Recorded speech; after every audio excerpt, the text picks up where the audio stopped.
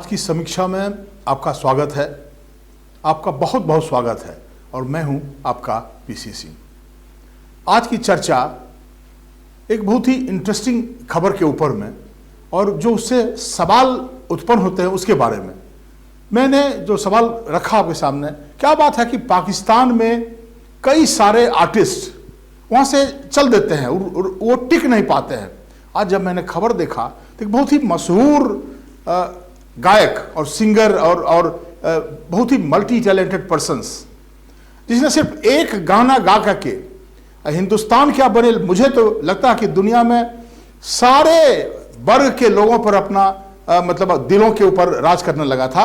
आपको याद होगा वो गाना, नाम तो आपको याद ही होगा, मैं गाना ही के बारे में आपको बताता हूँ। वो संगीत कि थोड़ा सा लिफ्ट करा दो, मोटर बंगला कार दिला दो, एक नहीं दो चार दिला दो, औरों को दिया है मुझको भी दो चार दिला दो, थोड़ा सा लिफ्ट करा दो, मेरा इशारा अदनान सामी की ओर है। अदनान सामी ने अपने ट्वीट में लिखा है कि मैं पाकिस्तान के एडमिनिस्ट्रेशन को, लोगों को, वहाँ के जो एडमिनिस्ट्रेशन में लोग हैं उनको मैं एक्सपोज कर दूंगा। और उन्होंने ये भी कहा कि लोगों को जानना चाहिए कि मैं किन परिस्थितियों में पाकिस्तान से भाग करके चला आया और 2016 में वो हिंदुस्तान की नागरिकता स्वीकार कर लिए। तो आज हिंदुस्तान में उनको पद्मश्री से भी, जो हिंदुस्तान में जो अवार्ड है, जो चौथा सबसे मशहूर अवार्ड उनको नवाजा गया। और अदनान सामी को कौन नहीं जानता है, ऐसी हस्ती कि एक गाने से मुझे तो वही, जब भी आप पूछे किसी से अदनान सामी कौन है तो आपको वही गाना याद पड़ेगा। अब मैंने खुद, मुझे इसका तजुर्बा है कि उसमें सिर्फ यंग लोग नहीं, उसमें बुजुर्ग लोग भी बड़ा सुनते थे उस संगीत को। अदनान सामी का जन्म इंग्लैंड में हुआ था, लेकिन वो उनके पिता पाकिस्तानी थे, तो स्वभावतः नागरिकता उनकी पाकिस्तान की रही है, लेकिन 2016 में वो हिंदुस्तान आकर के यहाँ की नागरिकता स्वीकार कर लिए। जो ये खबर को मैंने देखा तो मुझे कई और अच्छे आर्टिस्ट का नाम मेरे दिमाग में आने लगा, और जो मैंने सर्च किया तो मुझे आश्चर्य लगता है। वो मैं पढ़ा था फिर भूल गया था। आपको याद होगा बड़े गुलाम अली खां को कौन नहीं जानता है, जिसको भी थोड़ा हिंदुस्तान में क्लासिकल म्यूजिक का थोड़ा सा भी इंटरेस्ट है। तो जो उनको कौन याद, आपको मूल आजम का गाना कि प्रेम जोगन बन जा,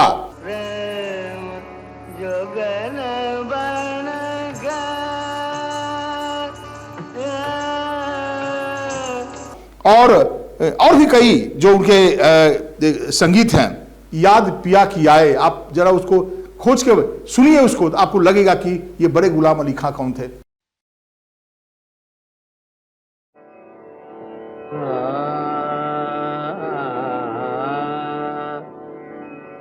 याद पिया की जाए। उनका जन्म भी उसी इलाके में हुआ था जो पार्टीशन के बाद पाकिस्तान में पड़ गया, लेकिन एक समय के बाद लगा कि नहीं, यहां रहना मुश्किल है। वो यहां से लौट के हिंदुस्तान चले आए बड़े गुलाम अली खां साहब, और उनका कहते हैं कि मोरारजी देसाई ने उनकी व्यवस्था करी उस जमाने में, और अंत में उनकी मृत्यु हैदराबाद में हुई है। तो इस तरह के और भी कई नाम आपको इस संदर्भ में मैं समझता हूं कि करना चाहिए, जिसमें और भी आर्टिस्ट, जैसे लेखक में तारिक फतेह जो ओपनली बोलते हैं कि I am Indian born in Pakistan, वो काफी मशहूर है, कई टेलीविजन चैनल पर आते रहते हैं और अपने एंटी पाकिस्तान टॉक के लिए उनके ऊपर तो पाकिस्तान में एक से एक ये भी फतवा जारी किया गया है, लेकिन वो काफी पॉपुलर ये है। इसके कुछ दिनों पहले, हालांकि जन्म उनका हिंदुस्तान में हुआ, सलमान रश्दी को कौन नहीं जानता है, लेकिन इधर कुछ दिनों पहले न्यूयॉर्क में किस तरह से उनके ऊपर जो अटैक हुआ और उनकी एक आंख मतलब को एक आंख जख्मी हो गया है। तो सलमान रश्दी ने अपने एक कार्यक्रम में, जब उनसे कोई पूछा गया क्या फर्क है हिंदुस्तान और पाकिस्तान में, तो उन्होंने कहा कि जब भी पाकिस्तान से आप हिंदुस्तान में आओगे तो आपको लगेगा कि आप फ्रेश एयर में आ गए हो। यहाँ पे खुशी, एक वातावरण ही दूसरा है।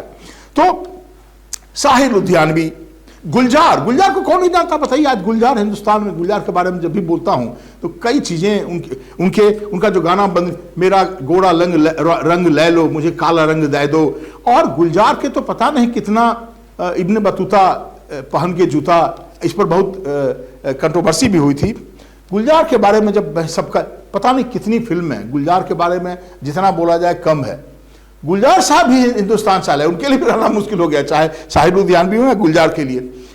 मुझे याद है बॉम्बे में एक कार्यक्रम के तहत शायद मुकेश अंबानी के पेरेंट्स के नाम पे एक हॉस्पिटल का उद्घाटन करने के लिए प्रधानमंत्री नरेंद्र मोदी गए थे, और आपने भी देखा होगा, तो ये आपको अचानक ये सीन आपके दिमाग में आ जाएगा। वहां पे हिंदुस्तान के बड़े बड़े आर्टिस्ट, बॉम्बे में रहने वाले कोई भी ऐसा शख्स नहीं था जो उस कार्यक्रम में आमंत्रित नहीं था। प्रधानमंत्री सबको अभिवादन करते हुए गुजरते हैं, जैसे उनकी नजर गुलजार पर पड़ती है वो 1 मिनट के लिए रुक जाते हैं। तो गुलजार उस शख्सियत का नाम है।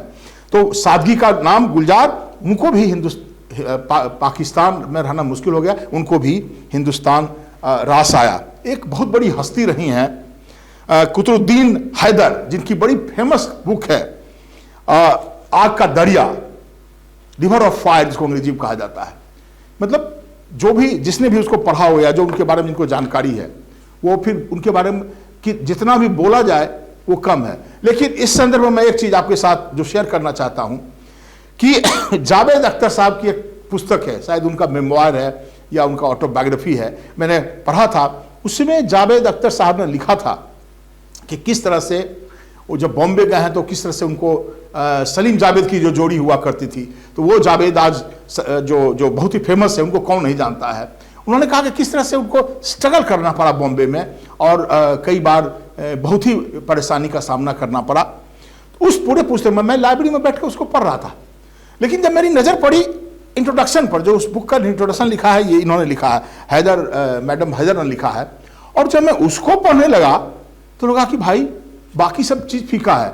तो इसीलिए मुझे उनका भी याद आ गया।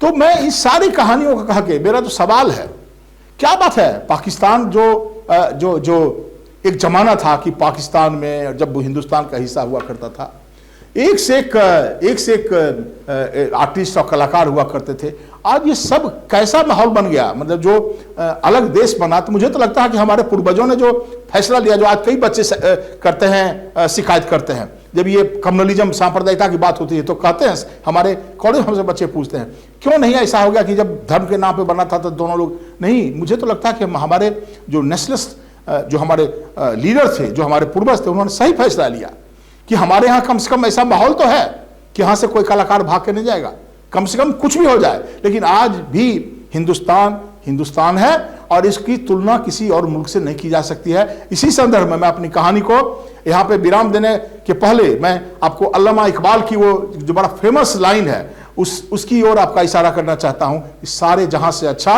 हिंदुस्तान हमारा, हम बुलबुले हैं इसके, ये गुलसिता हमारा। तो अगले कहानी का इंतजार कीजिए। लेकिन एक आपसे मैं गुजारिश करना चाहता हूं कि आपको मेरे जिस तरह की स्टोरी पर आप अपना रिएक्शन मुझे बहुत जरूर भेजें, मैं देखता हूं। अब मुझे इससे बहुत फायदा होता है। आप मेरे जिस चीज में भी जहां आपको कमी लगे खास करके, उसको तो जरूर आप पॉइंट आउट करिए। किसी भी तरह का फॉर्मेलिटी, किसी भी तरह का ये इसमें इनहिबिशन नहीं होनी चाहिए। आपको जरूर मेरे साथ शेयर करें। धन्यवाद।